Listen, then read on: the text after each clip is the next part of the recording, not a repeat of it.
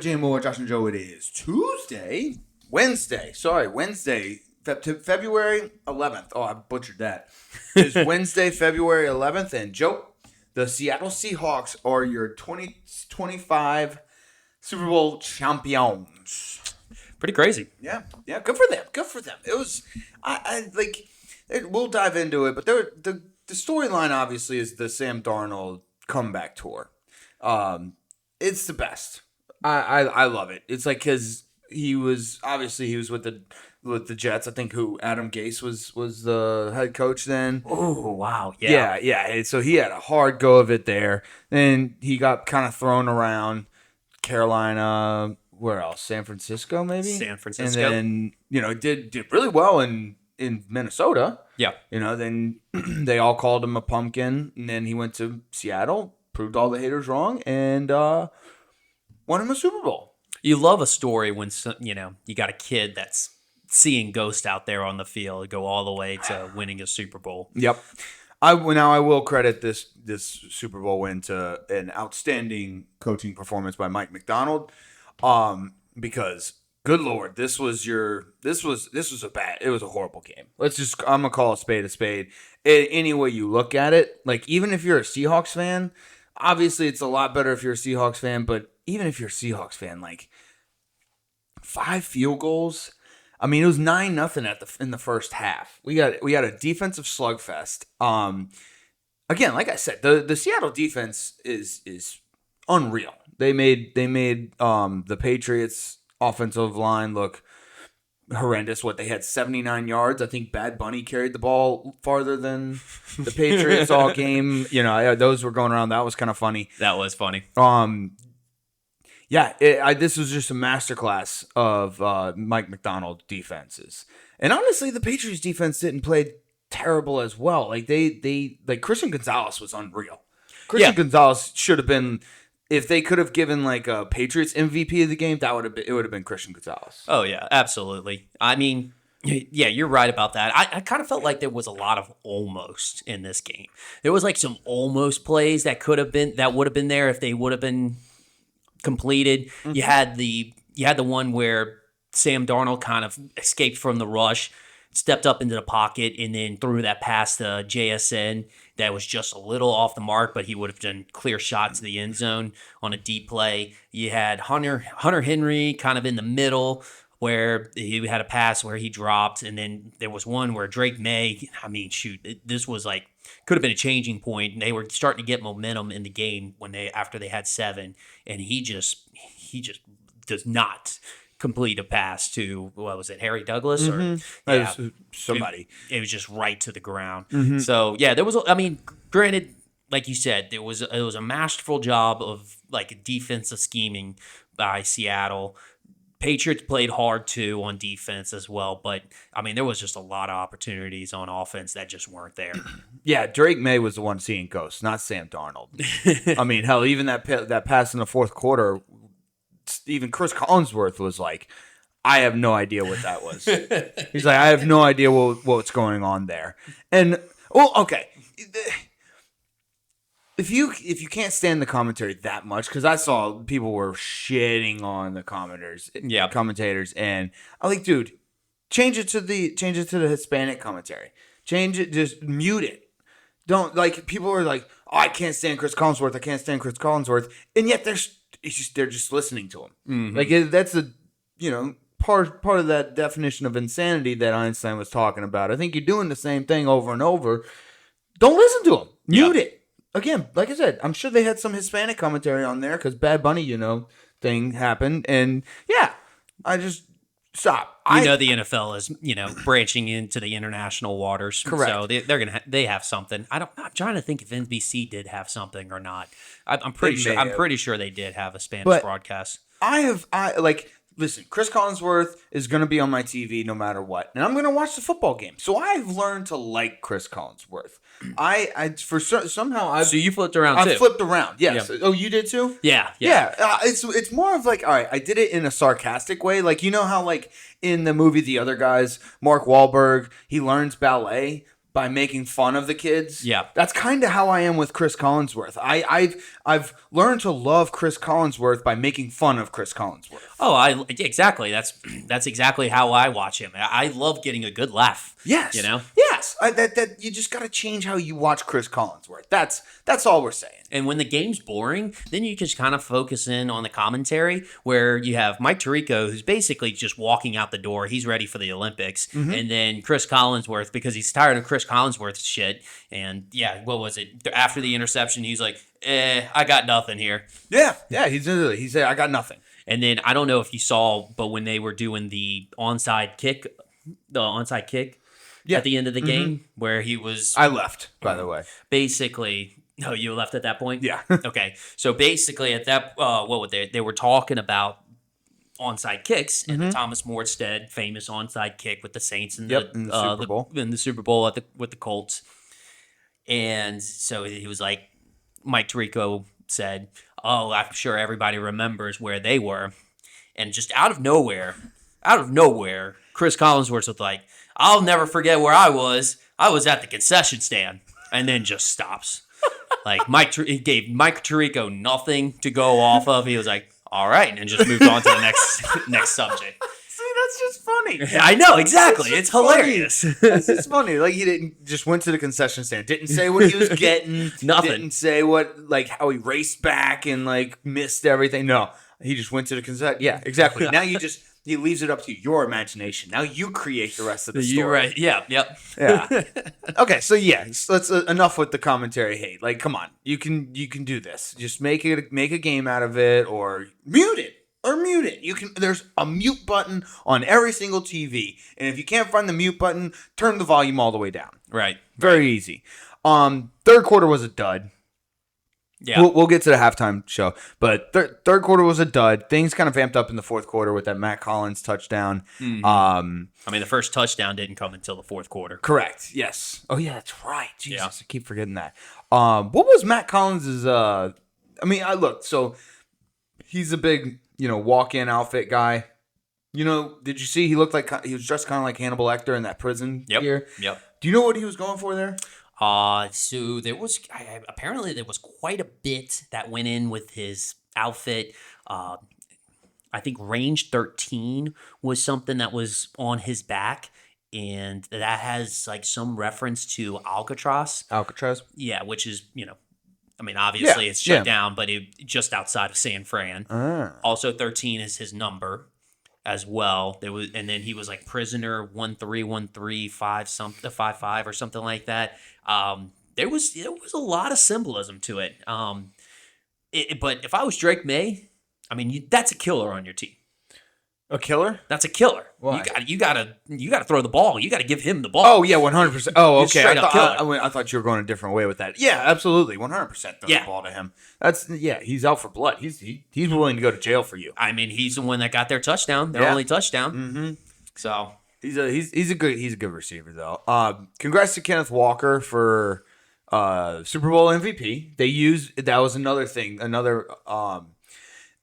They basically didn't give Sam Darnold the opportunity to turn back into a pumpkin. They said, "Hey, our offensive line is incredible with the run. The run block is awesome. We have Kenneth Walker who's just a dog, run like a madman. Yeah, run like a madman." And just kept giving it to him. He would get 7, 8, 9 yard chunks every single time he touched the ball. Mm-hmm. Why wouldn't you give him the ball? Yeah. So it makes for boring football, but it was the right call by Mike Macdonald. Another thing, I don't know how much it was Clint Kubiak, which we'll get to, new Raiders head coach. Yep. I don't know how much of it was Clint Kubiak studying the Patriots defense, finding a little bit of a weakness because. You looked every time they passed the ball anywhere near Christian Gonzalez. They caught a couple. They shut down JSN. Pretty much, they had to go to Cooper Kupp.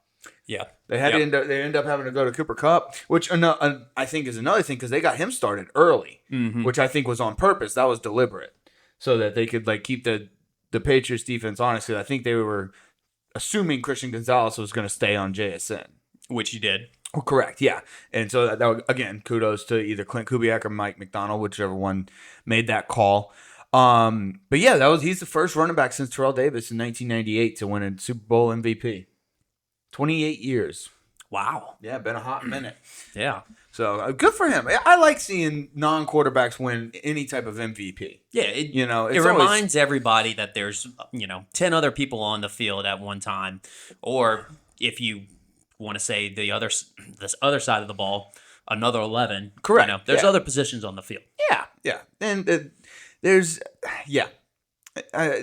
I just don't like how every MVP goes to the quarterback. It's a quarterback award. It's a little different in the Super Bowl. Like Super Bowl MVP is a little different because basically whoever had the best game, which is a little more of a toss up there. But let's see. You got anything else with the game before we get to the halftime show? No, I think commercials. That sums about up. Good. Congratulations, Seattle. Great story. Yep. With Sam Darnold. I like Mike McDonald. Clint Kubiak was great. I mean, he's like you said, he's gone. He's going to be the Raiders head coach, which we'll get to.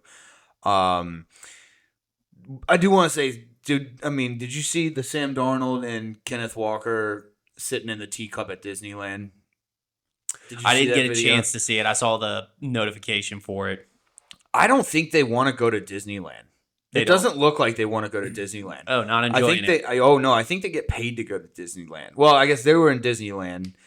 Some people go to Disney World, but yeah, I think they got paid to go to Disneyland because if there was a picture or a video that just spelled hungover, it was Sam Darnold and Kenneth Walker in a Disney teacup riding the ride. They weren't even spinning around; they were just sitting there. Probably the worst thing for a hangover too. Oh, like the worst ride. You got people videotaping you. You're just sitting there in a teacup, just like, what am I doing here? Just spinning around in circles. Oh no.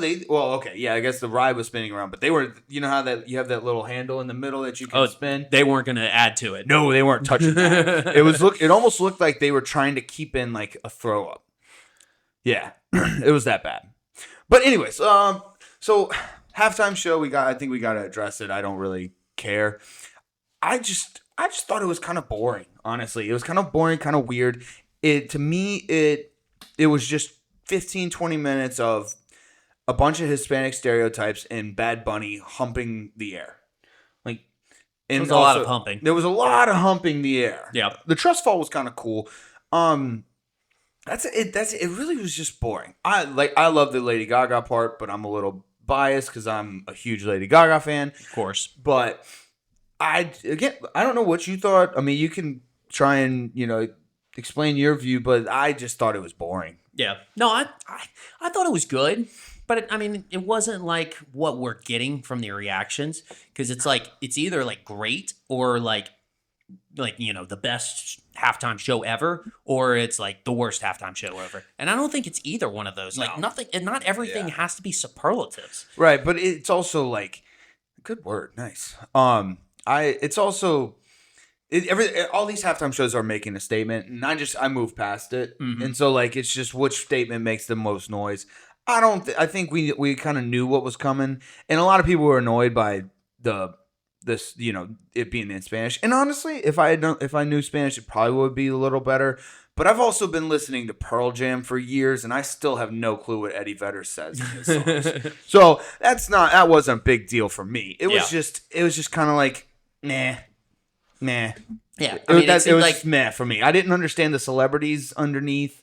I didn't understand what that was. I guess it was more I didn't get it, and it wasn't entertaining enough to me to not care not getting it. Yeah, that makes sense. It was a decent production. I will say though, if I paid all that money for a Super Bowl ticket, I would have been pissed at that halftime show. It was not made for the people in the stands. No, not made for the people in the stands. That's what I did hear that. I don't know anything about that, but because I wasn't there, but I did hear that. Well, he's basically kind of in that maze. There was a couple of times he was on that house and he was on the power lines for those other times, but other than that, he was kind of in that maze of bushes and such that you couldn't actually see him, and you couldn't really see what was going on. You could look on the screen, but you paid big money to not look on a screen, right? At this game. Although I that would be crazy if people bought tickets to the Super Bowl just for the halftime show. That would be crazy. The game was the secondary thing. That would be wild. Oh, I'd be pissed. That'd be wild. But yeah, I just thought it was meh. It's whatever. You know what I felt like the first halftime show that started doing that, where they tried to do more so production value rather than a stadium performance. Katy Perry. I was gonna say, because I felt like Katy Perry was more still outside. I was gonna say The Weeknd. The Weeknd? Yeah, you Yeah, remember oh, he yeah, was yeah, in yeah. that He was in the inside that maze. building and he Yeah. had the mirrors and everything, yeah. but nobody could see him in the Right. stadium. Yeah. Yeah, at least I see what you're saying. At Yeah. least people could see Katy Perry. I mean, she had dumb sharks, but She had- you could see it out from the stadium. Yeah. She came in on that big, I forget what it was. It came in on the big, like, animal looking thing. I don't know. Oh, yeah. But, yeah. I see. Yeah, I see. I wonder who it's going to be next year. It's got to be like, no, it's probably not Drake. I don't know. They may go somebody outside the United States again. It's, it's this whole, like, if people were really complaining about Bad Bunny, you really just follow the money, and you know that the NFL has been doing this international push. Mm-hmm. They probably want to try to get more like in that South America, Latino type of. I mean, I know Puerto Rico is American, but try to get into that type of demographic because it's probably better time zones. Time zone wise, yeah, Yes, for sure. for the NFL games.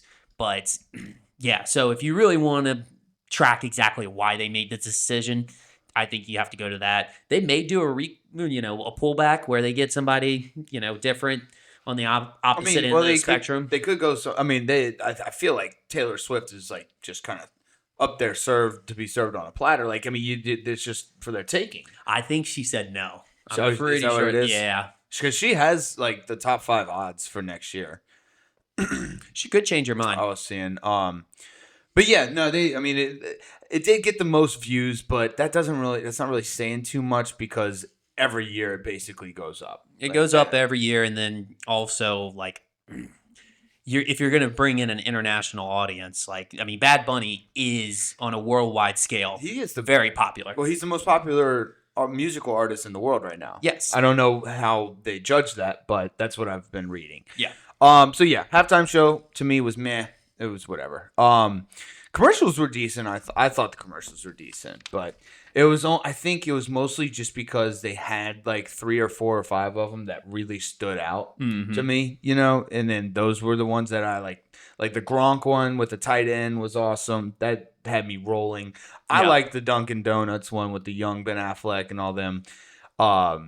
That one had my head spinning. Yeah. that one, I was just like, wait, this guy is this guy, but playing this guy from this show and this movie. That was, And Tom Brady came through, which is about damn time.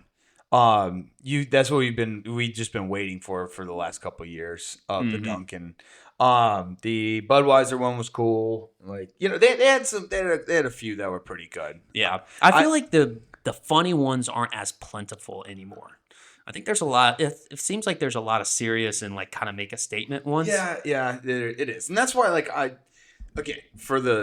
I don't really my standard for the halftime show not very high. Same with the commercials nowadays, not very high. I don't get disappointed. I did again, Bad Bunny kind of boring, but again, whatever. I don't care. Commercials not great overall, but again, low bar, don't care. So. I just felt the need to talk about it because it was a pretty polarizing, halftime show. Oh yeah, absolutely. Yeah. Let's see. You got anything else before we move on to next year's Super Bowl odds? I think that's about it. Okay. Let's see. Seahawks and Rams open up as the favorites, minus or plus 950. Minus 950. That would be insane. Plus 950. Then you got the Bills, Eagles, and Patriots. Bills, Eagles, Patriots, Ravens in that order. I don't mind this, but I got a couple of fun ones the Jaguars at plus 2,200. I like those. I like that odds. The Bengals. Now, obviously, I'm biased, and that's if Burrow can stay healthy. The Bengals at plus 2,500. If Burrow stays healthy that whole year, plus 2,500 is very, very nice. Looks very good. They got to make some moves on defense, some serious moves. I don't know. I trust everything in the offense, but defensive wise, I just don't see where they could Mhm. at this point. Yeah. No, I get it. Again, these are my fun picks. And then my funnest pick, the pick that I had most fun with was the Steelers at plus 6,000. Steelers at plus 6,000. They have a coach that's already been there. If they keep Aaron Rodgers around and somehow do the defense, it's a fun one. There's a reason they're plus 6,000. I also had the Bears up there too. That one's for all the writers, for sure. The Pittsburgh Steelers. Oh yeah, 100%. Gosh, they would, how they would love that one. Sprinkle it a little bit. Yeah. But yeah, I don't know. Do you have anything you like that sticks out to you? Obviously, it's understandable that the Rams being up there. I think the Rams are going to, especially this offseason, are going to put all their chips in. Yep. I think that's going to be incentivized by Matthew Stafford, of course, returning. That was a cool announcement that he had at the award ceremony. He's still got it. Oh, and he still has it. Yeah, just keep him in that chamber that they had him during the preseason and let him out. And I mean, Sean McVay has kind of flirted with the idea of retiring, so he'll be incentivized to really put all his chips in if he really does want to kind of end up on top. So that one definitely seems the most logical, the logical odds. I feel like the Denver Broncos are kind of low.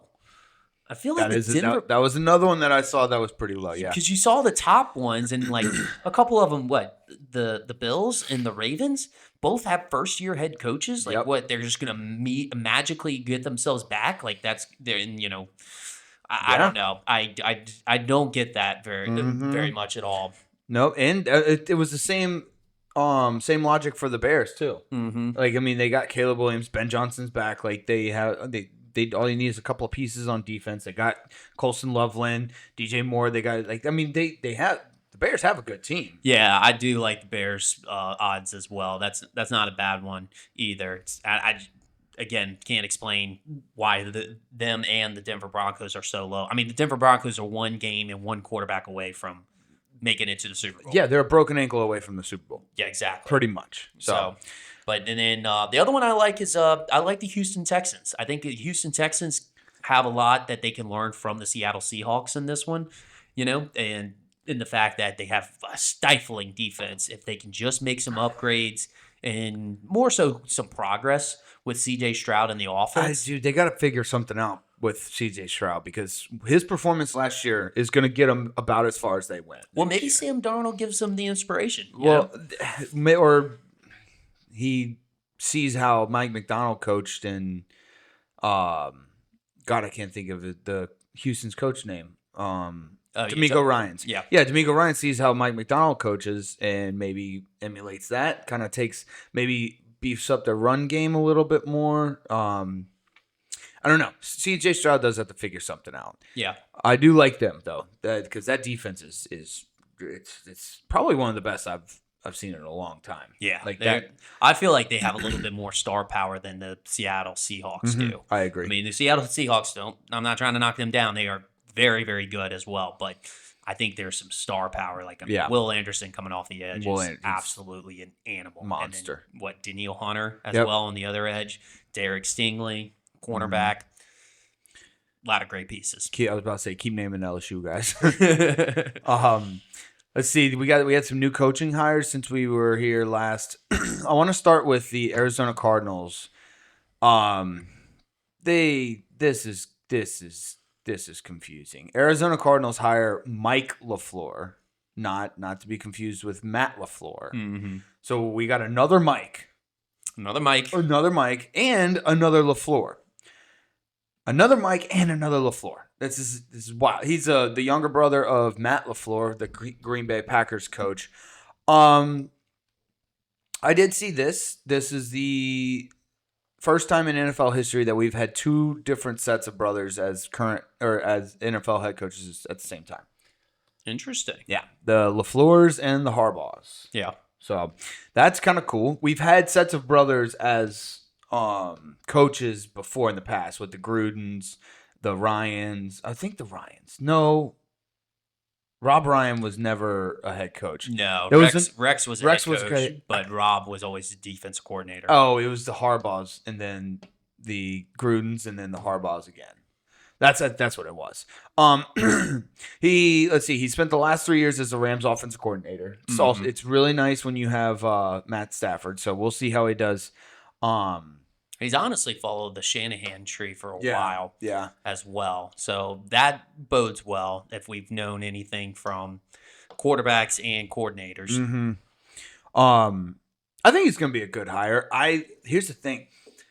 I don't think they're going to go for a quarterback. I don't like in the draft. I think they're going to stick with Kyler Murray. You think they're going to stick with Kyler Murray? I do, because I just, and this is going to be the same thing with Clint Kubiak whenever we get to him. It just doesn't seem like this is like, obviously we've talked about this, but I don't think this doesn't seem like it's the draft to draft a quarterback in. Oh, there's such a drop off from Mendoza and with the rest of everybody else. Right, and we'll save it, but like I said, I think they're going to stick with Kyler Murray at first. They got a lot of work in Arizona. They got some pieces, but we'll see. Here's the thing: they need the offensive turnaround, and I think they might get it with Michael LaFleur. We'll see.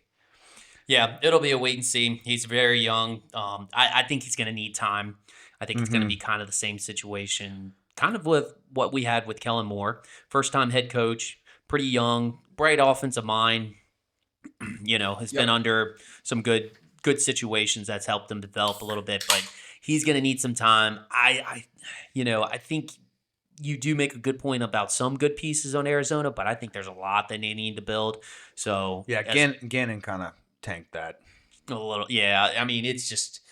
I think there was some pieces that are there that don't necessarily fit what Michael LaFleur, or if he emulates Sean McVay and Matt LaFleur, his brother, if he emulates those type of teams, then there's probably going to be some pieces he's going to have to get rid of from this team and kind of scratch it and build its way back up. So they're going to need some time before I can actually say. I would at least give him 3 or 4 years before starting to make some sort of judgment about him. Right. They have the third pick, so we'll see what they do with that. Yeah. Another hire, the last one, the final, is Raiders hire Clint Kubiak. Fan-fucking-tastic hire. I think it was a great hire. I can't say enough about this hire. It was obvious the reason they waited so long. I mean, we kind of expected it, but he's gonna need time as well because that Raiders team is atrocious. Yeah, it's not very good. But I think he's got a better. Like, I would say he's probably going to be starting further along than Mike LaFleur because, like, if you see his influences, so obviously his dad, Gary Kubiak, was a head coach before. He also was under Kyle Shanahan for a little bit of time as well. And then just recently with the Mike McDonald. And them winning a Super Bowl this year, kind of seeing how that franchise was ran and that team was run, could give like a good foundation for him. And honestly, I think he's been a good offensive coordinator. Like what he did with Sam Darnold and that offense this year.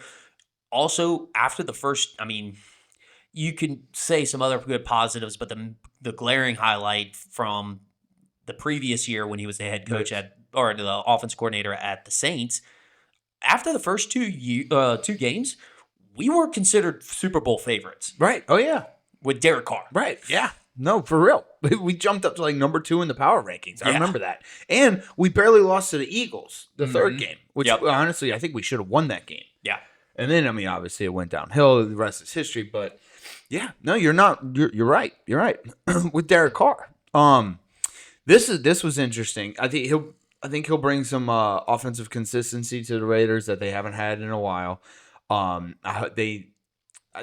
From his presser, this was some interesting stuff. On the number 1 pick, he was asked about the number 1 pick. He said, and I quote, "We got a lot of tape to watch before we determine who that's going to be." To me, that doesn't sound like he's sold on Mendoza, and I don't blame him.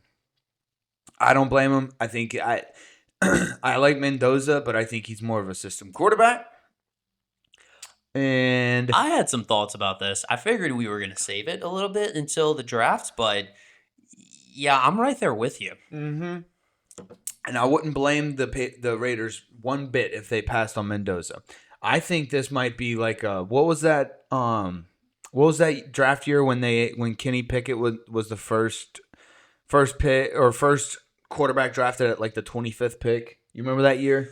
It was wild. The Steelers got him at 25, and then he was the first quarterback picked. Was that 2022? It was something around somewhere around there, 2021, 2022. But I think we might see that type of draft this year. I think we're gonna get a quarterback. I think we're probably not gonna get a quarterback until like 15 to 20.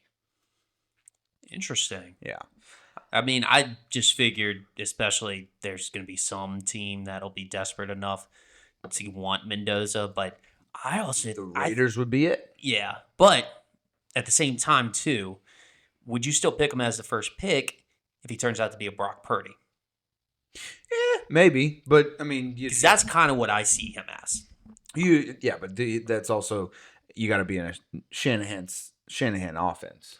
Well, if Clint Kubiak thinks he can put him in that type of system, Mike LaFleur might be. I mean, Mike LaFleur is a Shanahan type of guy, so that might work. I'm just making a prediction here. This is my like you said, we'll get to that when we get closer to the draft. it's a bold one. Yeah, It's a bold one for sure. well, I mean, when Kenny Pickett went 25th, nobody imagined that was going to happen. Yeah, So, they'd always thought some team was going to At reach least- up to him. right. And Malik Willis that year, too, to be in the first round. Mm-hmm. And then another last thing on Max Crosby.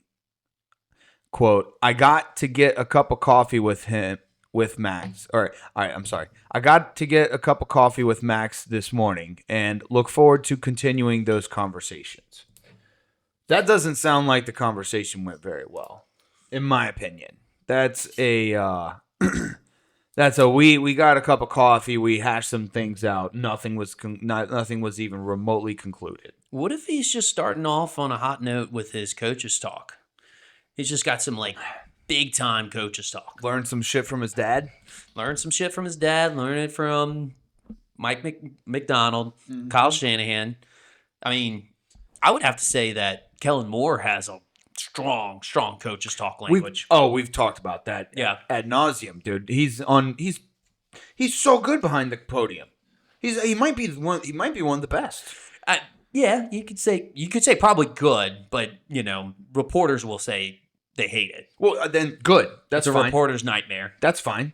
That's what as a head coach of my football team, I want a reporter's nightmare.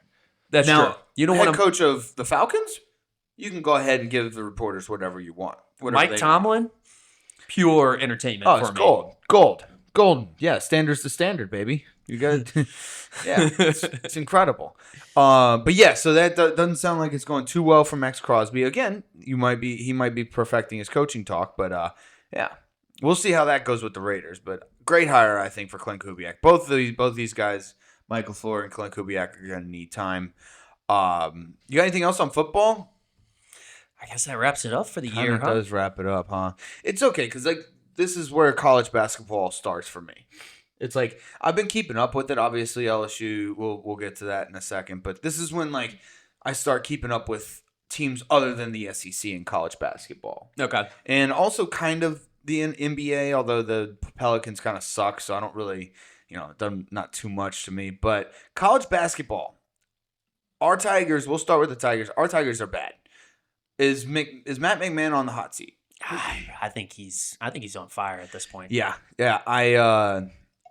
It was mostly a question for before the LSU Arkansas game last night, and good Lord, that was atrocious. It was bad. It's like the guys gave up. Yeah. Like we had that good Mike Nwoko dunk, and you can't give DJ Thomas being out an excuse anymore. You have to figure it out. Like he's been out for most of the SEC play.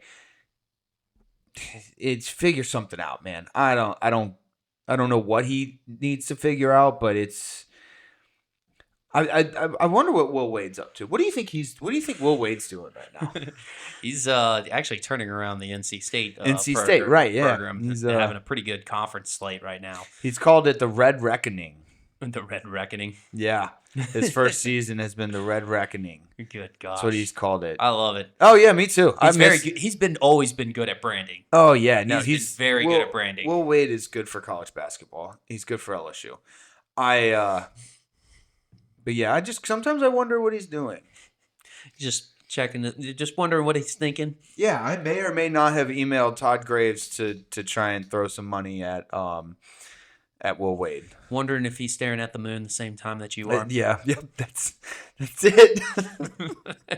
Yeah, dude, but we've been all right. So LSU's been blowing leads constantly. This is the most frustrating thing because we look so good early in the first half. Usually, we can not obviously last night out of the picture, but the Kentucky game came out early, had like a 15-point lead or something like that. I'm sick of blowing 15-point leads. We can't keep it around. It's like Matt McMahon goes in at halftime. It's just like, we did good at first half. Let's just keep doing the same thing. No, you have to make adjustments. Because the other team is definitely going to be making adjustments as well. You got to keep the other team on their toes. You got to keep the guys pumped up. We just can't finish games. We look like we're lost in the second half. Yeah, and LSU's a school, surprisingly, where men's basketball is actually 5th in attendance out of all the sports programs. Which is insane. Yeah, that's actually kind of wild. Gymnastics beats them out. Hey, our women's gymnastics team is nasty. It's nasty. Everybody goes to see Livy Dunn, but I mean, I know not this year, but right. Well, yeah, she kind of put it on the map too. But they're second in the nation right now, I think. Yeah, something like that. Yeah, and I mean the Lady Tigers basketball team phenomenal as well. Oh yeah, they're always fun to watch. So, but point being is that LSU's men's basketball is not a program that we're going to run a coach out of town. At every possible moment. Right. But you got to show some sort of effort. They've got to be at least entertaining to watch. They've got to have some sort of fight. And we've just seen time and time again, especially when we come into conference play, there's nothing. Yeah. You can't give the excuse now that, I need time to develop. No. You're going to get new teams every year. This is basically the one and dones have become national. I think it's also kind of a good thing. This is where I think NIL has benefited college sports a lot, is with these guys that would typically go into the NBA and then just flake out of the G League. They're staying around college basketball. And I think it's actually making college basketball more fun. Because if you look at the top 25, especially that top 10, top 15, those teams, they're stacked. They're so good. I mean, Kansas just beat Arizona. That was a huge win for Bill Self, by the way. Yeah, Kansas just beat Arizona. Michigan's nasty. And Arizona was one of the 2 teams that was undefeated. Correct. Miami, Ohio. Yeah. Weirdly enough. Yep. Still the only undefeated team. I already love college basketball, but I think this is going to be good for college basketball moving forward. Okay. These nasty guys that are going to just stick around in college, and they're going to be so good. And these teams are going to be so much fun to watch. And I think I think the bracket's going to be even better. Now, I don't think there's going to be as many crazy upsets, but I think there's going to be when you get down to the Elite 8 or even a lot of the Sweet 16 games, those games are going to be phenomenal. So it's just going to be a bunch of G League players that are going to be on these teams. Pretty much, kind of. Yeah. I mean, it's better than it being a bunch of JV guys. Yeah.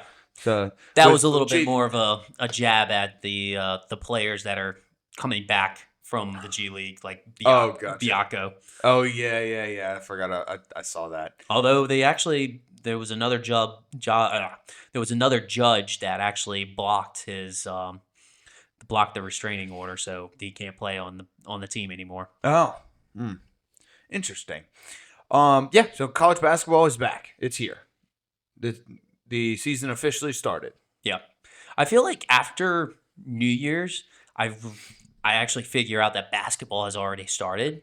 And then about this time, like with you, I start watching it again and keeping up with the teams other than LSU and the SEC. Right. And because March Madness is just around the corner. Correct. And I'm going to put my life savings on the bracket thinking I will have a perfect one.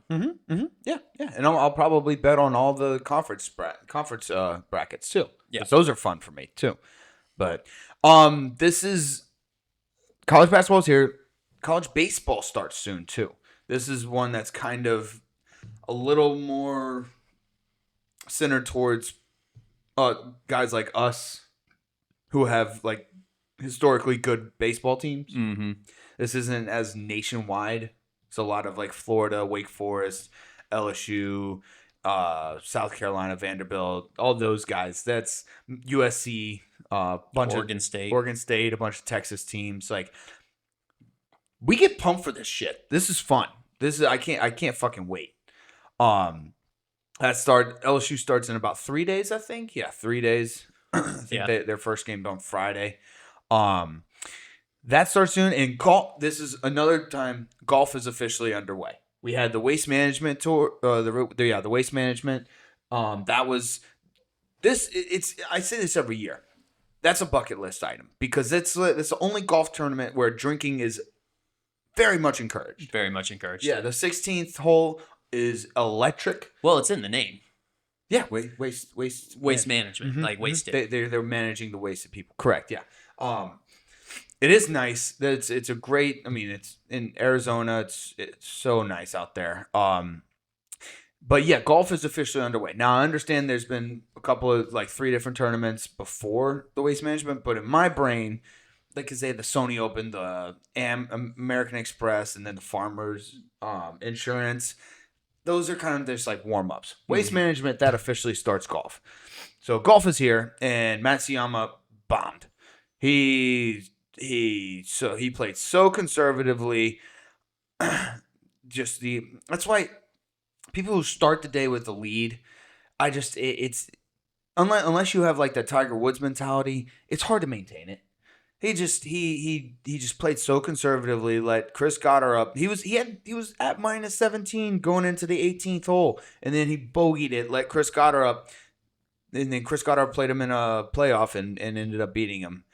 Yeah, I lost money on that. If you didn't, okay, there we go. If you couldn't tell, I was like, man, you really caught up with it, and like, I didn't realize you were such a Matsuyama fan. No, I had him on this one. Yeah, yeah.